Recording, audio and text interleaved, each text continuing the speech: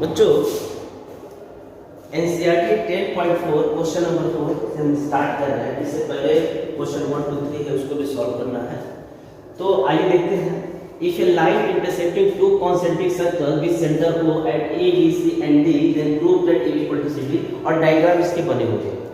Question में diagram है। तो पहले समझो कॉन्सेंट्रिक सर्कल क्या होता है। कॉन्सेंट्रिक सर्कल उसे कहेंगे कि number of circle having the same centre but different radius या डिफरेंट रेडियाई। ऐसे समझो कि ऐसे सर्कल जिसके सेंटर एक हो लेकिन डिफरेंट रेडियस हो, इसका रेडियस कुछ और है, इसका रेडियस कुछ और है, इसका रेडियस कुछ और है।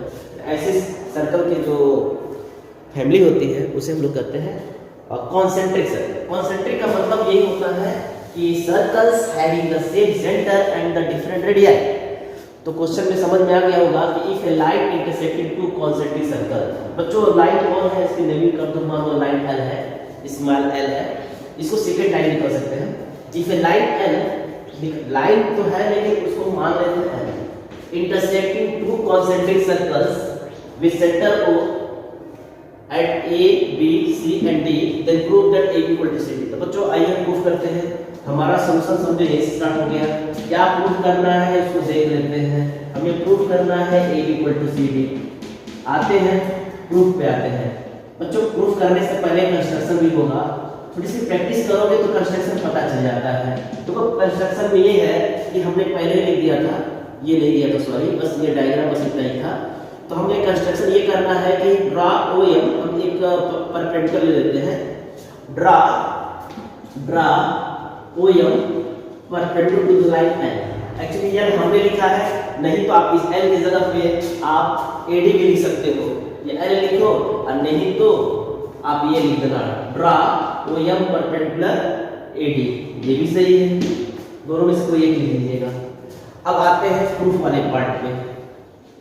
देखो एक थ्योरम पढ़ा था, the perpendicular drawn from the centre to the chord bisect the chord. किसी भी सर्कल के सेंटर से अगर उसके कार्ड पे परपेंडिकुलर ड्रा करेंगे तो वो जो परपेंडिकुलर होगा कार्ड को क्या करेगा, दो बराबर भागों में बाइसेक्ट कर देगा। ये थ्योरम मोस्ट इंपॉर्टेंट है, प्रूव करने के लिए भी आता है एग्जाम में और आप इसको जानते भी थे। इस थ्योरम की सहायता से हम प्रूव कर सकते हैं। याद रखिए कैसे।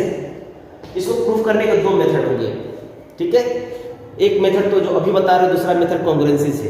देखिए पहले हम थ्योरम लिखते हैं जिसका इस्तेमाल करने वाले हैं। क्या जानते हैं, सिंस द परपेंडिकुलर ड्रॉन कहां से, from the centre of the circle, from the centre of a circle, इसके ऊपर टू द कार्ड क्या करेगा, बाइसेक्ट द कार्ड। ये इसका स्टेटमेंट है, बाइसेक्ट द कार्ड। ओके बच्चों चलिए अब देखो दैट इज हम कर सकते हैं सिंस OM परपेंडिकुलर बड़ी वाली कार्ड ले लो AD, उस हिसाब से थ्योरम के हिसाब से ये होगा AM बराबर DM, AM equal to DM। ये आपका पहला पार्ट है बच्चों। आल्सो देखो एक बार और OM perpendicular BC, OM perpendicular BC, so this implies BM equal to CM, BM equal to CM, इसको 2 मान लीजिए। अब आप देखो आपके पास दो इक्वेशन मिला, एक मिला AM बराबर DM, एक मिला BM इक्वल टू CM। तो फ्रॉम 1 एंड 2 से या दिस इंप्लाइज लगाओ, अगर तुम लेफ्ट से लेफ्ट का डिफरेंस लो, राइट का राइट से, इट मींस दैट कहीं ना कहीं हमें प्रूफ हो जाएगा AB इक्वल टू CD।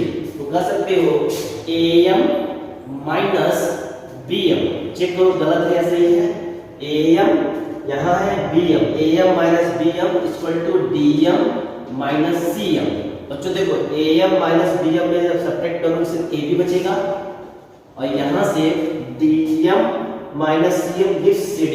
इस तरह से ये प्रूफ हो जाएगा, आप लिख सकते हो इसको, ठीक है ना। यही सीधी करना था, ठीक है। AB equal to CD। एक और जो 10.4 क्वेश्चन नंबर फर्स्ट देखते हैं। Two circles of radii 5 cm and 3 cm intersecting 2 points and the distance between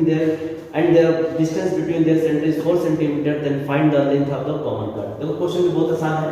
करेंगे दो सर्कल हैं जिनके रेडियस दिए हुए हैं और आपस में एक दूसरे को दो बिंदु पे कट कर रहे हैं और उनके सेंटर की बीच दूरी 4 सेंटीमीटर है। इसके इस इंफॉर्मेशन से पहले आप ज्योमेट्री बनाओ इसकी। सपोज दैट एक सर्कल है जिसका सेंटर O1 है और इसका रेडियस 5 सेंटीमीटर है। एक सेकंड सर्कल है थोड़ा स्मॉलर है, उसका सेंटर O2 मान लो और इसका रेडियस जो है 3 सेंटीमीटर है और सेंटर O1 O2 को ज्वाइन करने वाला लेंथ होगा O1 O2 और इसका जो लेंथ दिया है बच्चों कितना दिया है 4 सेंटीमीटर दिया है। चाहो तो मैं लिख लेता हूँ, सबसे स्टार्ट करते हैं इसे कि लेट CO1 कॉमा और इस सर्कल का रेडियस क्या 5 है 5 सेंटीमीटर एंड CO2 कॉमा और सेकंड सर्कल का जो रेडियस है 3 सेंटीमीटर है। ठीक है, बी द सर्कल। इसका कहने का मतलब कि एक सर्कल है जिसका सेंटर O1 है, रेडियस 5 सेंटीमीटर है या सेंटीमीटर छुपा हुआ है एंड अनदर सर्कल का centre is O2 and radius is 3 centimetre with the circles. ठीक है, इंटरसेक्टिंग, क्वेश्चन को समझा लीजिए सब इंटरसेक्टिंग एट 2 पॉइंट्स कौन कौन पॉइंट्स बच्चों क्वेश्चन के अनुसार मान लेते हैं पॉइंट्स ए और बी है, ए एंड बी। ये क्वेश्चन के द्वारा ये हमने लिख दिया। अच्छा, जब तुम ए और बी को ज्वाइन करोगे बच्चों this is to be common chord और जहां O1 O2 को बाइसेक्ट करेगा ए बी O1 O2 देखो शुरू में से पढ़े थे कि सेंटर को मिलाने वाला जो लाइन होगा वो कार्ड क्या करेगा बाइसेक्ट करेगा। तो उस केस में कहीं ना कहीं ये लेंथ बराबर होता है और इस पॉइंट को तुम M मान लेना। ठीक है, इतनी चीजें हैं। अब हम देखो इस सब सबसे पहला पार्ट है तो हमें प्रूफ क्या करना है, हमें ये प्रूफ करना है कि लेंथ हाफ पार्ट क्या होगा, उसका लेंथ फाइंड करना है, ए बी फाइंड करना है। ध्यान देना हमें कभी भी डायरेक्ट ए बी नहीं मिलेगा, हमें पहले AM मिलेगा और AM का ही डबल हमारा AB होगा। ठीक है, तो देखो एक काम और करना, यहाँ पे ध्यान से लिख रहे हैं ज्वाइन करना है बच्चों O1A और O2A और O2A को तुम ज्वाइन कर, ये यहाँ हम लिख दे रहे हैं। तो ज्वाइन ये सब सॉल्यूशन का पार्ट है O1A एंड O2A। अब देखो ज्योमेट्री से कंफर्म है कि O1A कितना है बच्चों 5 सेंटीमीटर है, O2A कितना बच्चों 3 सेंटीमीटर है और सेंटर को मिलाने वाली लाइन जो O1 O2 उनका जो लेंथ है वो 4 सेंटीमीटर है। तो आप जरा ध्यान से देखो, और तुम जानते हो कि जो ये जो AB कॉर्ड है और O1 O2 है आपस में क्या होते हैं परपेंडिकुलर होते हैं। ये कहाँ से जाना बाय डिफिनीशन, ये डिफिनीशन में है, इससे पहले एक थ्योरम था उस थ्योरम में बताया गया है। तो सबसे पहले अब हम स्टार्ट करते हैं कि तुम देखो जरा ट्रायंगल A O1 O2 को देखो जरा, क्या ये ट्रायंगल 3cm 5cm 4cm का लेंथ है, क्या ये पाइथागोरस ट्रिपलेट है? सॉरी ओके, तो देख सकते हो, देखो ध्यान से पाइथागोरस ट्रिपलेट बताता है कैसे जाना जरा समझो कि जो O1A है अगर उसका होल स्क्वायर करते हैं 5 का स्क्वायर हो जाएगा अर्थात 25 हो जाएगा। जो O2A है उसका होल स्क्वायर करते हैं 3 का होल स्क्वायर 9 हो जाता है। O1 O2 है ये 4 है बच्चों, 4 का स्क्वायर 16 हो जाता है। तो हम देख रहे हैं 16 + 9 is 25। It means that O1A whole square equal to O2A whole square अब plus O1 O2 whole square. तो it this implies that from converse of Pythagoras theorem we can say that क्या कर सकते हैं कि एंगल AO2O1 इज 90 डिग्री। ये कहां से लिखते हैं ये समझ लो, from converse of Pythagoras theorem. अब ये सब क्यों प्रूफ कर रहे हैं बता रहा है, शॉर्ट में PT लिख देना, आप पूरा लिखोगे। PT मींस पाइथागोरस थ्योरम आप लोग पूरा लिखेंगे। सुनो बच्चों, हमने ये साबित किया कि एंगल AO2O1 इज 90 डिग्री। ठीक है, क्यों लिखा? क्योंकि हम जानते हैं कि ये ट्रायंगल जो है ना, ये ट्रायंगल के जो साइड है 3cm 4cm 5cm ये हमेशा राइट एंगल ट्रायंगल फॉर्म करेंगे। ठीक है ना, ये रूल होता है 3cm 4cm 5cm always form a right angle triangle. ठीक है, तो उस केस में जो स्मॉलेस्ट साइड होता है उनके बीच का जो एंगल होता है वो 90 डिग्री है। और जो तुम्हारा स्मॉलेस्ट साइड है वो O2A और O2O1 है, तो O2A और O2O1 के बीच का एंगल होगा एंगल AO2O1 या एंगल O1 O2A। इसलिए मैंने इसको लिखा एंगल AO2O1 इज 90 डिग्री। और ये कहाँ से आता है? From converse of Pythagoras theorem से। ठीक है, अच्छा इतना होने के बाद इससे फायदा क्या होगा बच्चों? फायदा ये हुआ कि अब हम बड़े आसानी से एरिया ट्रायंगल AO1 O2 निकाल सकते हैं। ठीक है, ऊपर वाले का एरिया क्या होता है 1/2 इंटू प्रोडक्ट ऑफ परपेंडिकुलर। तो यहाँ अब हम जान चुके हैं 90 डिग्री, उस केस में AO2 मतलब O2A इंटू O1 और O2, ध्यान देना O1 O2 है तो 1/2 O2A। बच्चों O2A का जो लेंथ है वो 3 cm है और O1 O2 का जो लेंथ है वो 4 cm है। ओवरऑल ये आएगा 6 सेंटीमीटर का स्क्वायर। ये तो हमारा एरिया ट्रायंगल A1 O2 है।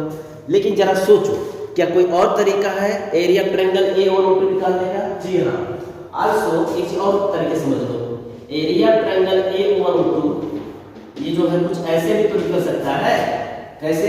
1/2 इंटू बेस इंटू हाइट। देखो बच्चों, ये बेस है O1 O2 और ये हाइट है। ये हम थोड़ा हम पहले बोले थे ना कि O1 O2 को मिलाने वाली जो लाइन O1 O2 है, सेंटर को जो मिलाने वाली लाइन O1 O2 है और AB है, वापस में क्या होते हैं? परपेंडिकुलर होते हैं बाय डेफिनेशन। तो उस केस में हम कर सकते हैं कि 1/2 इंटू O1 O2 इंटू क्या होगा? AM होगा। सो और ये अभी भी स्क्वायर कितना है? 6 आया है। 6 equal to 1/2 into O1 O2 क्या है? 4 है इंटू AM है। बच्चों यहाँ से कैलकुलेट करो तो 4 से 2 डिविजल है, 2 बढ़ जाएगा, यहाँ 3 है, 6/3 हो जाएगा। तो तुम देख सकते हो कि इसका आंसर आएगा। अभी इसका आंसर मैं यहाँ लिख दे रहा हूँ, वो sorry AM equal to 3 cm आएगा। चेक कर लेना। और हम जानते हैं बच्चों कि जो AB होता है ना, it is the 2 times of AM होगा। ओके, तो यहाँ से सोचो 2 इंटू 3 क्या देगा? 6 देगा, 6 सेंटीमीटर। तो आप कह सकते हो कि the length of the common chord is 6 centimetre. तो exercise 10.4 question number 2। If 2 equal cards of a circle intersect within the circle, prove that the segments of one card are equal to corresponding segments of other card। ठीक है ना? देखो question ये कर रहा है कि आपके पास एक सर्कल है, उसके अंदर 2 इक्वल कार्ड्स हैं जो आपस में एक दूसरे को इंटरसेक्ट कर रहे हैं। तो कह रहा है कि जहाँ इंटरसेक्शन पॉइंट मिलेगा वहाँ से जो कार्ड के जो करस्पॉन्डिंग सेगमेंट होंगे वो सेम हो जाएंगे। तो उसको डायग्राम से पहले समझते हैं। थ्योरम को पढ़ोगे तो नहीं था समझ में आएगा, जो डायग्राम समझोगे। समझो बच्चा, ये सर्कल है। अगर सर्कल की बात होती है तो उसमें सेंटर होता है और रेडियस होता है। तो आप मान लेना कि given that a circle with center or radius r, a circle with center or radius r, ठीक है। और बेटा इसमें ना एक 2 कार्ड ले लेना जो आपस में इंटरसेक्ट करेंगे और वो इक्वल भी होंगे। तो मान लो ये कार्ड है AB, दूसरा कार्ड है CD और जहाँ इंटरसेक्ट उस पॉइंट का नाम ले लो E। तो कह सकते हो कि AB and CD are 2 equal cards, अच्छा देखो इक्वल कार्ड्स है, देखो यहाँ पहले लिखा 2 equal cards। AB and CD are 2 equal cards और आपस में कहाँ इंटरसेक्ट कर रहे हैं? E पॉइंट मान लेते हैं, इंटरसेक्टिंग एट E। वीडियो को आप ना पहले समझ लीजिए और बाद में इसे 1-2 बार देखेंगे तो समझ में आ जाएगा और इसका स्पीड को बढ़ा भी सकते हो। ठीक है। एट E क्या प्रूफ करना है? सीधे मुद्दे की बात करते हैं। क्या प्रूफ करना है? हमें ये प्रूफ करना है बच्चों कि जो C होगा वो A इक्वल होगा और साथ ही साथ जो BE होगा वो DE के इक्वल होगा। बच्चों यही इस क्वेश्चन का मतलब है, ये प्रूफ करना है। हमें प्रूफ करना है C equal to A and B equal to D। जब कहता ये है कि prove that the segment of one chord are equal to corresponding segment of other chord, मतलब ये है कि C बराबर A। देखो ये कार्ड है, पहला कार्ड है, दूसरा कार्ड है, आपस में इंटरसेक्ट किया E पॉइंट पे। तो पहले कार्ड का जो सेगमेंट है C, उसी समय दूसरे कार्ड का जो सेगमेंट A आपस में क्या होंगे? इक्वल होंगे। माने स्मॉलर सेगमेंट इसका, स्मॉलर सेगमेंट इसका आपस में इक्वल हो जाएंगे और ये बिगर सेगमेंट इसका, बिगर सेगमेंट ये आपस में इक्वल हो जाएंगे। ये कह रहा है। अब आते हैं कंस्ट्रक्शन। बच्चों यहाँ ना कभी भी हम थ्योरम कभी भी प्रूव करेंगे तो उसके लिए आपको ना गिवन दैट क्या होना चाहिए, टू प्रूव क्या है, क्या सिद्ध करना वो पता होना चाहिए। कंस्ट्रक्शन, इसमें कंस्ट्रक्शन बहुत इंपॉर्टेंट है, आपको कंस्ट्रक्शन जानने होंगे।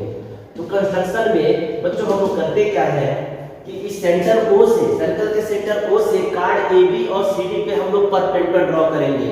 तो ये डैश लाइन से मैं रेगुलर लाइन बनाया हूँ। मान लेते हैं कि draw OM perpendicular AB and ON perpendicular CD, ये 2 स्टेटमेंट लिखेंगे। परपेंडिकुलर है ये डैश लाइन से बनाइएगा। मैं रेगुलर लाइन मैंने बना दे रहा हूँ, एक आप लोग डैश लाइन का यूज करिएगा। कंस्ट्रक्शन हमेशा डैश लाइन से होता है। और एक चीज और इस्तेमाल कर सकते हो, ज्वाइन OE। ज्वाइंट ओई, इसको भी डैश लाइन से बनाइएगा, ठीक है, ज्वाइंट ओई। तो कंस्ट्रक्शन में आपने क्या क्या किया, तो याद रखना होगा आपको, ज्वाइंट ओई किया, ठीक है, और क्या किया आपने, ड्रा किया क्या, ओएम परपेंडिकुलर एबी किया, और क्या किया बच्चों, ओएम परपेंडिकुलर सीडी किया। अब कैसे प्रूफ करेंगे, देखो एक इसको प्रूफ करते हैं। सबसे पहले देखो, या तो ये प्रूफ होगा या तो ये प्रूफ, कोई एक पहले प्रूफ करेंगे, ठीक है ना। देखो अब आते हैं प्रूविंग में, थोड़ा इंपॉर्टेंट है, थोड़ा सा मैं आपको रिकॉल करा दूं एक और थ्योरम, कि आपने एक थ्योरम पढ़ा था कि equal chords are equidistance from the centre. मतलब क्या, अगर सर्कल के अंदर दो कार्ड हो और दोनों कार्ड का लेंथ सेम हो तो वो सेंटर से समान दूरी पर स्थित होते हैं, यही थ्योरम कहता है। तो ये बताओ, तुम्हारे क्वेश्चन में कहा है कि ए बी और सी डी दो इक्वल कार्ड है, भले वो इंटरसेक्ट करे वो अलग बात है, करे या ना करे उससे मतलब नहीं है। अभी तो ये पता चला कि ए बी और सी डी दो बराबर कार्ड है। तो उस केस में आपने पढ़ा था, अगर कार्ड इक्वल होंगे तो 100% ओएम और ओएन सेम हो जाएंगे, सही हो जाएंगे ना, सही बराबर हो जाएंगे ना, ओएम इक्वल टू एन। तो इससे फायदा ये होगा कि जब ओएम और ओएन इक्वल हो जाएंगे तो उस केस में छोटा सा जो ट्रायंगल दिख रहा है ओएमई और ओएनई कहीं ना कहीं कॉन्ग्रुएंट हो जाएंगे। और जो ही ये कॉन्ग्रुएंट अगर प्रूफ हो जाता है किसी भी तरीके से, तो हम बड़े आसानी से कह सकते हैं एमई बराबर एनई है, और एमई बराबर एनई मिल गया तो उसके सहायता से हम प्रूफ करेंगे सी बराबर ए, और फिर प्रूफ कर सकते हैं बी इक्वल टू डी। सब कुछ लिंक जुड़ा हुआ है एमई और एनई के बराबर होने में। तो एमई और एनई को अगर इक्वल कर दो तो तुम्हारा प्रॉब्लम सॉल्व हो जाएगा। तो उसको करने से पहले आपको ट्रायंगल ओएमई और ट्रायंगल ओएनई को कॉन्ग्रुएंट दिखाना होगा, और कॉन्ग्रुएंसी तभी एग्जिस्ट करेगा जब तुम ये साबित करो कि ओएम और ओएन क्या है, सेम है। तो इसको प्रूफ करने के लिए, बराबर प्रूफ करने के लिए आपको एक स्टेटमेंट लिखना पड़ेगा। मैं लिख रहा हूं, since equal chords are equidistant, ये आपने थ्योरम पढ़ा होगा, इक्विडिस्टेंट कहां से, from the centre of the circle, ये आप लिख सकते हो। तो देयरफॉर 10 इस प्रकार हम क्या देयरफॉर जैसे लिखते हैं, देयरफॉर हम कह सकते हैं बच्चों ओएम इक्वल टू ओएन, क्योंकि हम कह सकते हैं, चाहो तो फिर बस सपोर्टिंग स्टेटमेंट लिख देना कि since A B and C D are equal chord and O be the centre of the circle. यहाँ पे आप लिख सकते हो, ठीक है। अगर नहीं भी लिखे तो मैंने लिख ही दिया है। सिंस क्या लिख सकते हो, since A B and C D are equal chord and O be the centre of circle, इसलिए ओएम बराबर ओएन हो गया। और डायग्राम को आप सिंगल कट लाइन से अपडेट कर दीजिएगा। अब आते हैं, अब हम प्रूफ कर सकते हैं कि ट्रायंगल ओएमई और ट्रायंगल ओएनई क्या है, कॉन्ग्रुएंट है। कैसे जाना कॉन्ग्रुएंट है, ध्यान से देखो, इन दोनों में ना आरएचएस प्रॉपर्टी लग सकता है। कैसे, देखो ये राइट एंगल ट्रायंगल है, ये भी राइट एंगल ट्रायंगल है, इसका जो हाइपोटेनस है दोनों में कॉमन है जो कि ओई है, और अभी भी प्रूफ हुआ है कि परपेंडिकुलर ओएम और ओएन वो भी बराबर है। तो दोनों ट्रायंगल हो जाएंगे कॉन्ग्रुएंट। बाय सिंपलिसिटी से हम कह देंगे कि ईएम बराबर ईएन है या एमई बराबर एनई है। और कॉन्ग्रुएंसी कौन सी एग्जिस्ट करने वाली है, यहाँ पे आरएस होने वाला है, आरएचएस, ठीक है। आइए देखते हैं नाउ, अब इन राइट ट्रायंगल बच्चों, ये राइट ट्रायंगल है ओएमई एंड ट्रायंगल, ये भी राइट ट्रायंगल है, मैं लिखने जाऊं, ओएमई हो गया, ये ओएनई हो गया, ओएनई। बच्चों ओएमई और ओएनई चलते हैं, तो आइए इसमें हाइपोटेनस है, कहीं लिख सकते हैं angle OME equal to 90 degree and angle ONE equal to 90 degree. नहीं लिखेंगे तो भी कोई दिक्कत नहीं, क्योंकि हमने राइट एंगल दोनों के लिए लिखा है। तो हम कह सकते हैं हाइपोटेनस ओई बराबर हाइपोटेनस ओई। हाइपोटेनस लिखने का मतलब है कि ट्रायंगल राइट एंगल होगा, एक ऐसे इक्वल होगा कॉमन होगा। एंड ओएम इक्वल टू ये कैसे मैंने प्रूव किया था इससे पहले। तो बच्चों प्रूफ होने से फायदा ये हुआ, अब हम आरएचएस प्रॉपर्टी लगा सकते हैं। Therefore triangle by RHS property से बच्चों कह सकते हैं कि ट्रायंगल क्या है, ट्रायंगल का name OME is congruent to triangle OME is congruent to triangle ONE CPCT लगाओ। हाँ सीपीसीडी एमई कहलाता है, एमई इक्वल टू होगा एनई, ये एनई है, ये सीपीसीडी से आ गया, इंपॉर्टेंट रिजल्ट है चलिए अब देखो ये हो गया। अब सुनो एक चीज और बताते हैं, सिंस जो ए बी है वो सी डी इक्वल है, ये हमने क्या है गिवन है। तो अगर गिवन है उस केस में ए बी अपॉन 2 बच्चों हो जाएगा सी डी अपॉन 2, सही बात है। और ए बी बाई 2 को कहीं ना कहीं तुम लोग करते हो ए एम करते हो, क्या करते हो ए एम। देखो ओ अगर परपेंडिकुलर है, ओ एम परपेंडिकुलर है ए बी पे, तो उस केस में ए एम और बी एम बराबर होता है ए बी बाई 2, तो कभी ना कहीं इसको ए बी बाई 2 को तुम ए एम मान सकते हो। ऐसे ही सी डी बाई 2 को आप लिख सकते हो C N, because O M perpendicular C D, in such condition C N equal to D N equal to C D by 2, तो सी डी बाई 2 को आप सी एन लिख सकते हो। ये हो जाएगा बच्चों हमारा सी एन। इस रिजल्ट को जरा ध्यान से देखो, A M equal to C N यहाँ भी आया है, और इससे पहले सी डी से क्या मिला था ये M equal to N A. इन दोनों की सहायता से शायद प्रूफ कर सकते हैं क्या कि ए बराबर सी। देखो कैसे, अगर मैं बच्चों ए एम में एम ई को माइनस कर दूं तो कहीं ना कहीं मुझे ए मिल जाएगा। उसी तरह एन ए सी एन में एन ए माइनस करो, देखो जी सी एन कहाँ है, सी एन में एन ए माइनस करो सी मिल जाएगा। तो देखो पहला पार्ट तुम्हारा प्रूफ हो गया। आइए अब हम पढ़े सकते हो, थोड़ा थोड़ा लेंदी जा रहा है ना, क्योंकि समझाना पड़ रहा है। लॉजिक बहुत ही सिंपल है। चलो दिस इंप्लाइज, हाँ जी क्या करते हैं बच्चों, ए एम, देखो A M equal to C N ऐसे पहले लिख देते हैं। अब इसमें माइनस करो इसको, एम ई को ए एम का डिफरेंस एम ई के साथ करो और सी एन का एम ई के साथ करो। अब सोचो C N minus M E, तो क्या होगा, क्या ये सही है? बिल्कुल सही है। देखो चेक कर लो, A M minus M E, ये कहीं ना कहीं आपको ए देगा बच्चों, और C N minus M E कहीं ना कहीं सी देगा। देखो ये पहला पार्ट हो गया प्रूफ, हेंस प्रूफ, ठीक है। ऐसे ही एक और पार्ट प्रूफ करना है कि B equal to C D, देखो उसको ही प्रूफ कर सकते हैं। आइए ग्राउंड चलते हैं, अगेन देखो अगेन क्या चलते हैं। देखो अगेन हम जानते हैं कि बच्चों जान चुके हैं कि M E equal to N, एक बार और लिख देते हैं एन ए। ये कैसे जाना, इसी की सी डी से ही जाना था, एक बार लिख दे रहे हैं।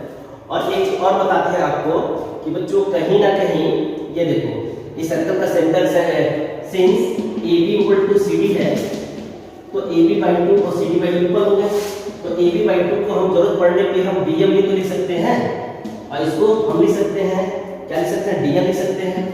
अब तुम ये बताओ बच्चों, अगर डी एम में से एम बी को जोड़ दे तो कहीं ना कहीं ये डी मिल जाएगा, और डी एम में और ई एम को जोड़ दे तो कहीं ना कहीं हमें क्या मिल जाएगा, डी मिल जाएगा।